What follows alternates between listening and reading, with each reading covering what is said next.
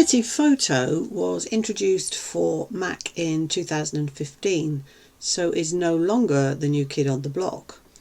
And even though it was pretty intuitive when it was first brought out, it has definitely improved over the years. And it's grown exponentially in popularity. Let's face it, the program had some big competition out there. Adobe Photoshop has been around for what seems like forever in various guises, and was certainly in use when I started in the publishing industry more years ago than I care to remember now. So Affinity had their work cut out. Their programs are aimed at the smaller business market, not the big corporates, and for home use, and so in my view are perfect for the low content publisher who needs a program to do various bits of graphic work and doesn't need some of the more intricate technical facilities. They've tweaked it, improved it, are constantly ironing out any bugs, and the program is easier than ever to use despite becoming more sophisticated along the way. Some die-hard Photoshop users complain about how they can't do this or that with it compared to Photoshop, but I've never yet had an issue that I couldn't resolve another way. I've been using it now for some 6 or 7 years, and I think they've succeeded amazingly well.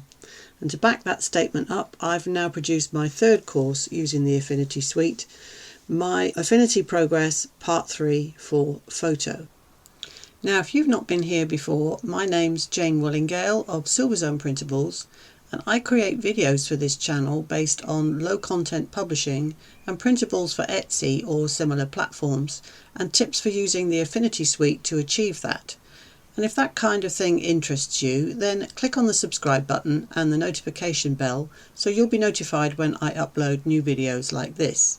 And if you find this video helpful, then please do click on the like button, which will help this video get seen and help me grow this channel. I really do appreciate it. Sarif say, Affinity Photo will revolutionize the way you work, whether you're editing and retouching images, creating full-blown multi-layered compositions, or making beautiful raster paintings. And if that doesn't sound like the kind of work you do for your LCBs and digital printables, then I'd like to invite you to try out my new course and let me prove you wrong.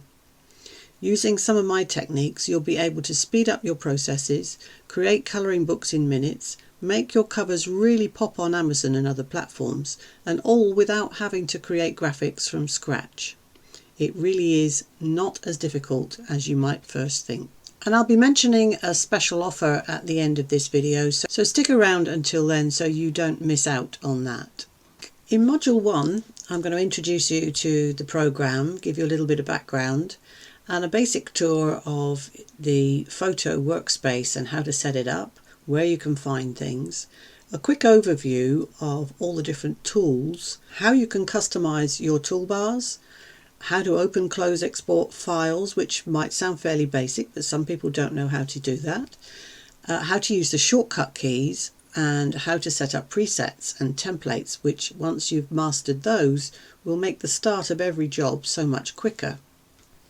In the second module, I'm going to go through all the different tools in some detail so that you can see how to use them, where to use them, how to alter them, and how to manipulate them to your best advantage. There are a number of tools as well as 1 or 2 that are not so easy to find, and it helps when somebody can just point you in the right direction. You say use this tool for that, don't use this tool for that. It can just be easier to follow in somebody else's footsteps rather than try to figure it all out on your own. In Module 3, we're going to cover which of the personas you use for what effect or for what process. And if you're confused about what personas are, you won't be alone. There are lots of people who don't understand quite what it means, as it's not normally called that. It's usually called modes. If you look up the word persona in the dictionary, it means identity or character, and is probably very appropriate here in that each of these different personas do a different job, take on a different identity. They will alter the tools that you use within the toolbar and the menus, and they will speed up a lot of the processes if you know what to do within each persona. So in this module we're going to cover each one of those and how best to use them. When you think of filters, you might immediately think perhaps of filtered coffee or of filters that you put on camera lenses, or, well, almost anything other than what I'm going to show you in this module, because if you think you can't use filters within different aspects of low content publishing, these will open your eyes as to how you can benefit from using these with your colouring pages, with your images, with your graphics. Promise you will be surprised with this one. In Module 5, we're going to cover the various special effects and blend modes that you can use within Affinity Photo. By starting with adjustment levels, getting your head round using masks to alter perception, changing various colours in different ways, and something called a Voronoi mosaic effect, which is, when you first look at it, you think, well, what am I going to use that for? But there's actually quite a lot of things that the method of creating this can be applied to. And then there's my absolute favourite tool, the in-painting tool, and I give you lots of ideas of how to use that, followed up by how to use the blend effects to create different aspects within colouring pages and covers. And I know I keep saying colouring pages, but colouring pages and activity books are some of the biggest sellers on Amazon KDP, so it's all very relevant.